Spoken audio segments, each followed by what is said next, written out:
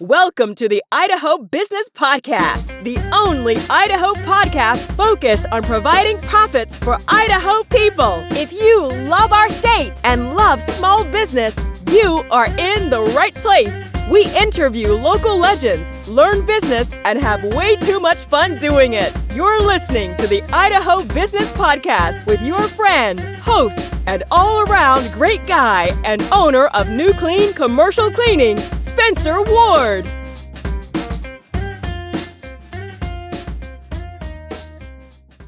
All right, everyone. Welcome back to another episode of the Idaho Business Podcast. We're with Scott Stevens. He's a business consultant. He owns a group called the Quiet Warriors.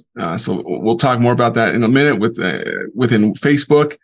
He works for Idaho State University, and he is the guy that goes around to local businesses and shows them, hey, there's so many things that we can do to work together to bring good workforces out to you and to help train this new generation on these good skilled labor jobs that are out there that these kids can make money from. Am I saying things correctly? Oh, 100%. 100%. And it's not just kids, not just people looking for jobs, it's businesses that want to upskill their current workforce. I like it. I like that a lot. That's good to have that collaboration with Idaho State University and these businesses within Idaho. So, and obviously you're reaching out more than probably even Pocatello because for business. Yeah, we kind of are confined into our region, just Sure. From here to Malad, over to Preston, over to American Falls, and up to Blackfoot. But yeah, I coordinate with other sister organizations too. So we have a good footprint. We have a lot of great opportunities to bring training to businesses and stuff. And so, yeah, it's a good gig. I love it. Well, before we get further into that, I need to introduce our show sponsor. It's Health West. These guys are a great organization throughout Idaho. If there's a health problem that you guys can need help with, Google Health West and find out where their local clinic is next to you, because they're everywhere at this point. And give them a holler. Go in there and see what they can do. All right, Scott. Let's start off with maybe a little known fun or interesting fact about yourself. Gosh, whenever I get asked this question, I always think like I've crossed the Atlantic 4 times in a 2-year period. I guess Wow. but that was when I was in the Army. Like I'd been deployed. I got deployed back to back, and it was So that was some good travel periods at those times. I love it. So let's talk a little bit about your position at Idaho State University. I feel like, at least when I was in high school, it was just like, hey, you've got to have this 4-year education. There's, your life will end if you don't have a 4-year education past high school. And now I really think there's so much more that out there that doesn't really require a 4-year education. I have a lot of friends that have gone through the College of Technology and are doing fantastic outside of what they're doing with that education. For the people that are interested in, let's talk to the potential students first, and then we can talk about the businesses that it helps after that.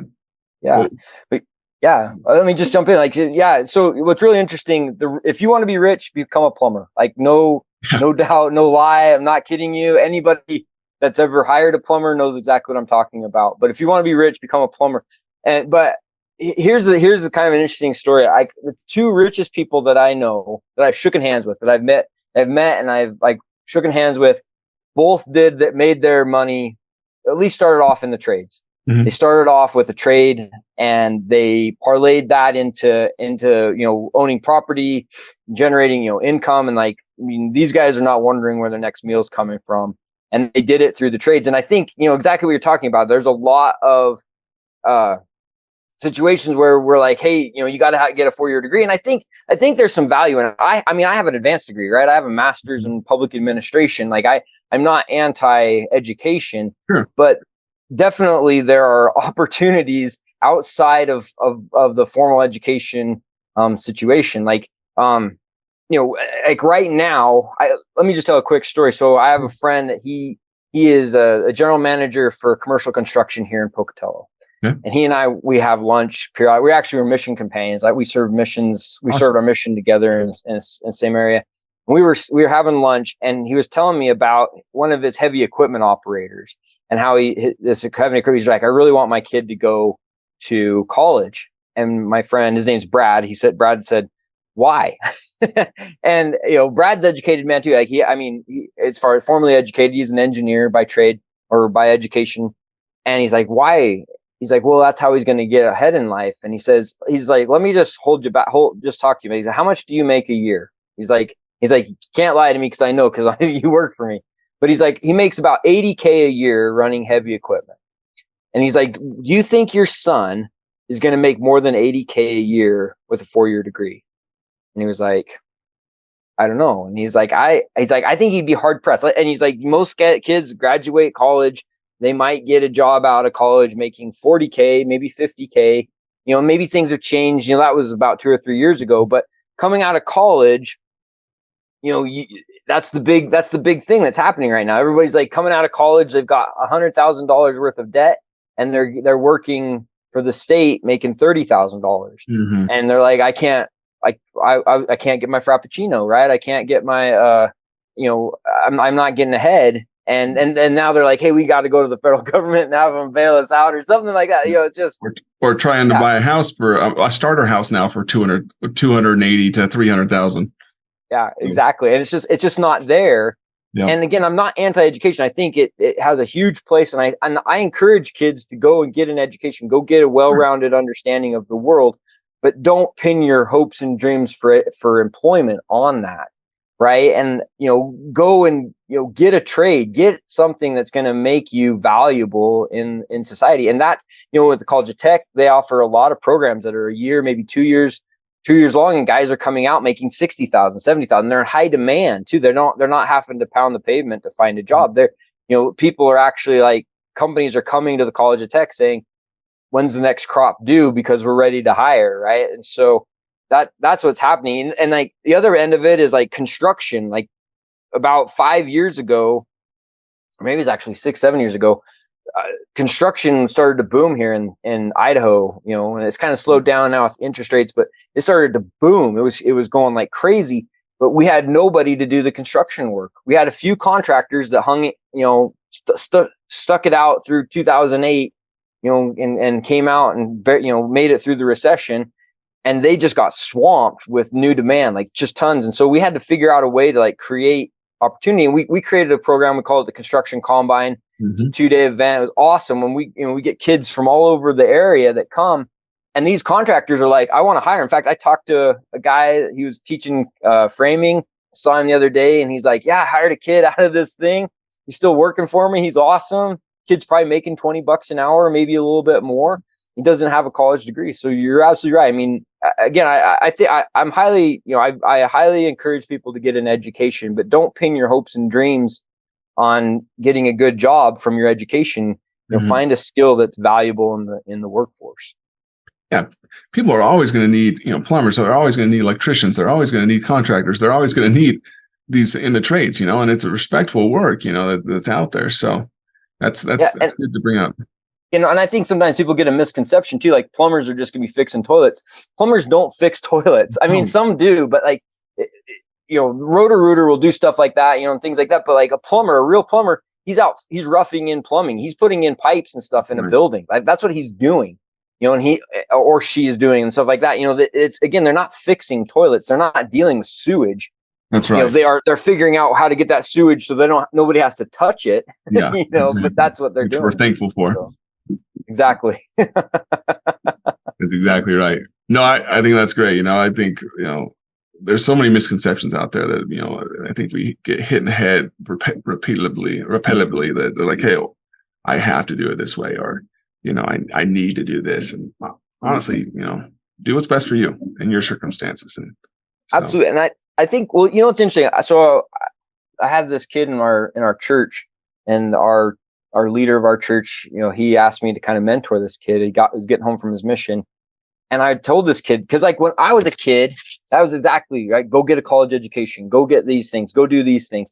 But I sat him down the other day. I was like, hey, let's meet at the library. And I sat him down, and I was like, let me just show you what's happened in your life for the last 20 years. You have gone through a trail that's been well marked. right? You started off, as a kid, you were told what to do. Then you went to kindergarten and went through the school system, and through that entire system, you were told what to do. You had very little choice in what you were going to do. You're going to school at this time. You're taking these classes. I mean, they give you a schedule, right? You don't necessarily pick. They give you a schedule, and you do those things. Your teacher gives you assignments, and so there's very little opportunity to really develop your own choice, right? There's very your own voice to understand who you really are. And like in our church and our culture, right? Then a kid might serve a mission, but again, on that mission, you have a little bit more freedom, but not much, right? You have a handbook, you have a certain schedule that you're to keep, and you go out and live that life. And then at the end of that point, we say, hey, guess what? Go do whatever the heck you want to do, right? And so but he's like, how, right? I mean, he's not that way. I mean, but I'm just saying, it's like most people that go through that, they're like, what? And then they just think, hey, I just, the world's telling me I just need to get a job, or I just need to go to college. So I'm just going to listen to what everybody's telling me. And like, I kind of pulled him aside. It's like, that's one way of doing it. But I'm like, the better way, if you were to ask me, if I was to tell myself, go back 20 years when I got home from my mission and said, actually it was like more like 25 years, it was crazy, but like said, hey, what do you want? Where do you want to be? What does your life look like? You can create that, right? You can create what that life looks like. It's going to take time, and might have to take some really crappy situations to get there, right? You might have to take a job stocking shelves. You might have to but if you have that vision in your mind of what you want to create, what kind of life you want to live, you can do that, right? That you can go out and make that happen. And that's what I was telling him. It's like, hey, you can take this, you're in an amazing situation. Yeah, your dad's on your case to get a job, and you should get a job. You need to start making some money, but you can start to say, instead of letting the winds blow you to whichever thing that people think you should do, you can start to say, I want to get here, and I want to do this, and I have this vision in my head.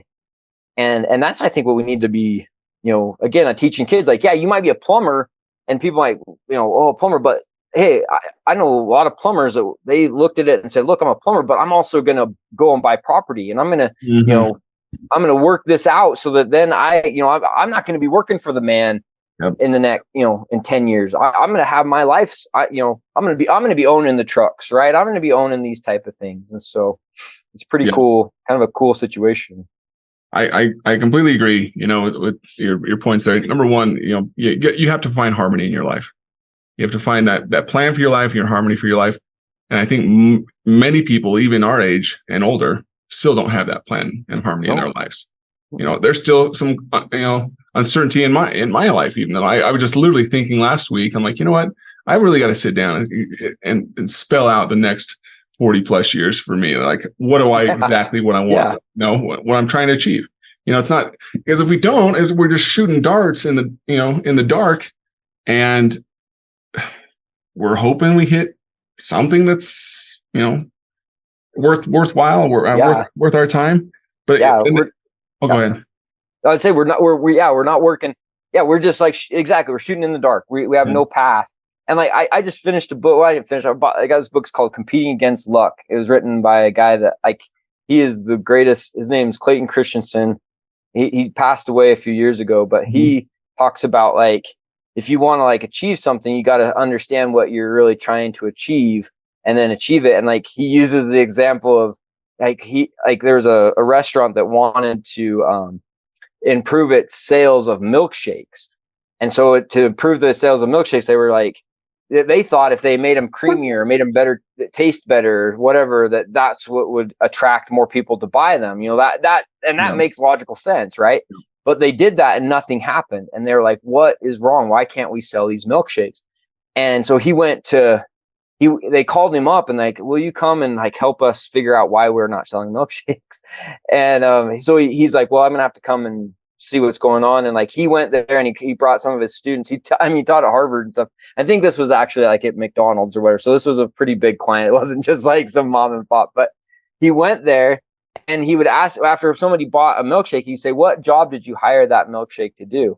And they would look at him kind of funny and be like, well, let me explain. He's like, what else would you have bought if you didn't buy that milkshake? And they're like, oh, I'd have bought a bagel, or he's like, why didn't you buy a bagel? Why didn't you buy a banana or a donut? And he was like, they would be like, well, the donuts make my hands sticky, and a bagel, you got to spread cream cheese on it. And a banana doesn't make me doesn't hold my hunger down enough. And he's like, this milkshake though, like it takes me 20 minutes to drive when I drive to work to drink it. I can hold it with one hand. And so he started in a sense saying all of the jobs that he want this milkshake to do. Mm-hmm. And so once he understood the jobs, then he went back to the restaurant and he said, this is why people are buying this milkshake, and maybe make it easier for them to buy the milkshake or something like that. And they did that and they moved the needle because they understood the job that this was performing. But yeah, I mean, it's very difficult, I think, for us to look out into the future and say, what does my future look like? What jobs do I need done for me in order for my future to be the future that I want, exactly. And stuff. So, and I think too many people are willy-nilly with the phrase, hey, just chase your passion. Well, underwater basket weaving may be your passion, but you're not going to make very much money from it, and your life's going to be very difficult. So I think it's more of a saying where you need to say, you know what, do what you need to do in life, and have the right mindset as you go into it. If you think, every day you wake up, I got to get to work, I got to pound that clock and to work for some jackwagon over here. That's how you're going to see, and that's how your life's going to be. But if you wake up with some gratitude in your heart, and you strive to be happy, and you try to be a good husband, good father, you can make whatever you're doing, pleasurable. Absolutely. And I think too, though, like there's a proverb that says, where there's no vision, the people perish, or something to that effect. I think the idea is, instead of like following your passion, follow your vision. What's your vision for your life? Like what, and if we look out into the world, like we think of like some of these great people that have done, amazing things just recently, like Elon Musk or Bill Gates, some of these like billionaires that have really, created some pretty incredible things, Steve Jobs and stuff. They had a vision. They had a vision of what they wanted to create. Right. Like Steve Jobs, I don't exactly know, but like, the iPod was an amazing device, right? Amazing. And then it went on to the iPhone and the iPad and, MacBooks, all that kind of stuff. Even the PC was amazing. Yep. Right. Like the whole idea of having a computer in your home, but he had this vision of people being able to communicate in a certain way or a different way. And then he went about like making that vision a reality. And I think that might be a better way of like encouraging our kids is like, what is your vision for your life? Yeah. Right. And I think it's tough, especially for kids, because we think of them as like not really having the mental capacity to imagine. Right. Like, or like we if we turn it over to them, they'll be like, oh, I want to be a pirate or something like that. And, like, which is fine. Right. I don't want to kill somebody, but what's your vision for that? What does it look like? Like how would you get there? Yep. Like my son, like John, like he really he's like, I want to be a professional football player. And I'm like, that's awesome. How are you going to get there? Like, what are you going to do? And again, like he has to like come up with like, what am I going to do? How am I going to get, I'm going to have to play tackle football. I'm going to have to, work out. I'm going to have to, this is the path to get there. Right. Mm-hmm. So how do I realize this vision? And visions change too. Right. I think that's the other thing about it, rather than your passion. Mm-hmm. Visions change, right? Like my vision for my life when I was 20-year-old, I wanted to be a special forces, soldier. That's all I wanted to do, is like, I wanted to be in that. But then, I got into the Army. I did some things. I was like, man, being a special force, you're gone 8 months out of the year, 6 months out of the year. I want to have a family. My vision changed. I wanted to have a family. I think encouraging kids, encouraging young people, especially like when they're in that, what's your vision for your life? What does it look like? Yep. And then are you willing to work to make that vision a reality? That's right. I feel strongly about that. If you're striving to be a good person and you have a good work ethic, you're going to be successful. I on the football analogy you just made, because obviously your son and my son are on the same team right now. Yeah, I was picking up my son the other night, and we were driving home, and we're driving past the soccer field that's next to the field. And the soccer team I think it was a high school soccer team that was practicing, and they had all left. And then one girl remained. She was going through all the drills by herself, footwork, sprinting, all these type of things. And I looked at my buddy and my son next to me, and I said, you know what? That girl's going to be successful at soccer. You know why? She's putting in that extra work. She's visualizing in her head what she's doing when she meets that defender, what kind of footwork she's going to use, what she's going to do. And that's what we have to do with our lives. And that's what these people have to consider as they're going into the workforce. I just think you got to have that work ethic. And I think some of that has fallen in recent years. So. Yeah, and I think a lot of it is that vision. Like we've trampled on people's visions, right? Like we've said, oh, that's not possible. And so, yeah, I mean, you go to a 9-to-5 job and you're like, yeah, you punch the clock because you're like, where's this going to take me? Because we don't have that vision and we don't have that excitement. Like it used to be, I think this is just me coming, but it used to be like America, you could do anything, right? That was the whole thing. Like I remember growing up in the 80s and it was like, we were like, you can be an astronaut, right? Like you can do anything. You could be a basketball player, right? You could do anything. And it was it's exciting, right? And I think some people didn't understand maybe the price you had to pay to get to some of those situations.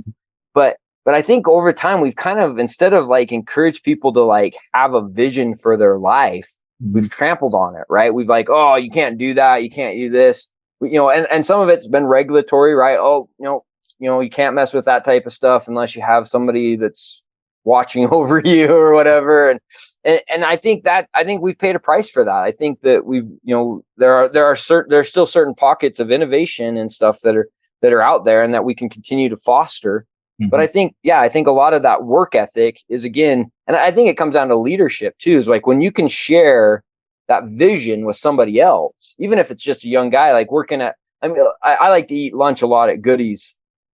And if a guy can see, like, they might not be like, hey, we're going to change the world with sandwiches, but it might be like, hey, we're going to make a huge impact on a student by having great sandwiches here. Yep. And by doing some great, providing some great, or we're going to have a great environment for people to do business during lunch. I think that makes a huge difference for those, for those kids that are working there, for those individuals that are working there. And I think that can make a big impact. Again, sharing that vision, like, hey, this is what we're trying to create here. We're not just doing sandwiches. We're not just, we're not just cleaning this. We're making something that's going to be valuable to people, and that's beyond the actual product, I guess. I love it. Well, we need to kind of wind this thing up a little bit. And I want to talk more about your quiet warrior. We'll hit about that a little bit at the very end here, but we're definitely have to have you on for another episode about that whole. Thanks. Yeah, I'd love it. It'd be a good one to talk about. So let's enter the lightning round real quick. Lightning round sponsored by one of my companies, New Clean Commercial Cleaning. We operate pretty much from Burley all the way to Rexburg. So if there's anything we can do, any toilets we can scrub or carpets we can clean, give us a caller at 208-254-7070, and we can go from there. What is maybe your best book or favorite book that you've read, or maybe a software tool that you've used recently that's kind of been your game changer? How Will You Measure Your Life by Clayton Christensen is life changing. I talked about Beginning with Luck. That was that was a book after he wrote that, but yeah, definitely How Will You Measure Your Life is fantastic. Every high college student, every kid that's in his 20s should read that book. I like that. I'll have to put that on my list, because it's one I haven't read, so that'd be a good one. Biggest myth business owners need to know the truth about, since you work with a lot of business owners? I think their impact. I think a lot of business owners don't realize their impact on their employees. I think they think that their employees hate them, and that they don't have a good relationship with them.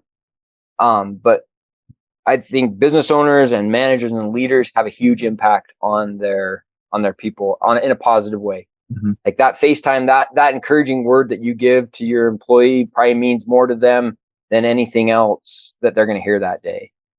And I think I don't know if that's a myth, like if people think that's a myth or whatever, but the impact that a business owner or a leader has on the people around him is huge. And the more that they understand that, and the more that they cultivate that, the more success they'll have in leading their people to prosperity.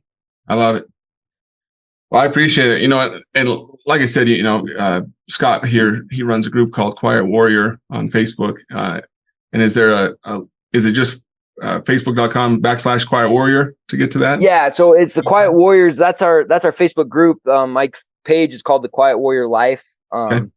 That people can, and we just a really quick plug on what that is, if just so people understand. One of the things that I've noticed is that men over the last 50 years have been depicted kind of in two different ways. Either we're a dope, we just live life to our appetites, we don't have any control over ourselves, or we have to dominate the world, right? We have to dominate in the gym, we got to dominate in the boardroom, we got to dominate wherever we're at. But most of the men that I know don't necessarily fit in either of those categories. Most of the men I know, and I wouldn't even say they're in the middle. They live with honor. They live with dignity. They go about doing good things. And that's just what the Quiet Warrior is all about. I always say a Quiet Warrior is a man who gets up and does his duty without fanfare or complaint. He just goes about his duties. He takes care of his family, does his work really well, comes home. He's a coach. He's a good dad. But I don't think those guys get enough support, and definitely don't get enough praise, if you ask me.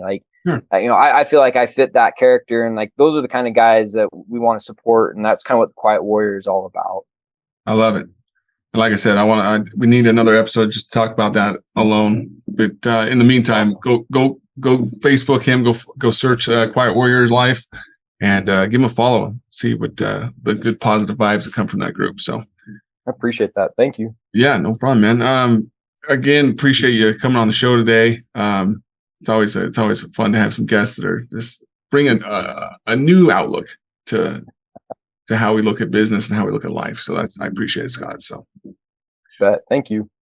Okay, and everyone, as always, as we like to end the show, be happy, be grateful, and go out there and try to find opportunities to serve others. That's what's going to bring real joy and lasting joy to your life, I believe. So, thanks again, Scott, and everyone else. We'll see you next episode. Thanks. Congratulations on spending a couple of minutes getting a little bit smarter, having some fun, and supporting the Idaho business community. If you're feeling the love, make sure to subscribe, rate, and review on iTunes, Stitcher, or wherever you are.